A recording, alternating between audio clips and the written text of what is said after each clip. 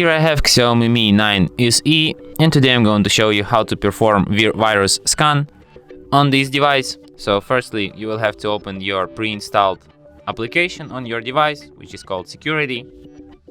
And here you have Security Scan feature. Tap on it, agree with it, then wait till it scans your device for viruses. And as you can see,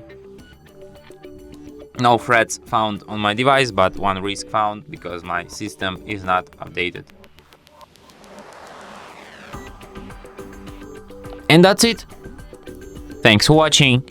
If you find this tutorial useful, don't forget to hit that like button and subscribe to our channel.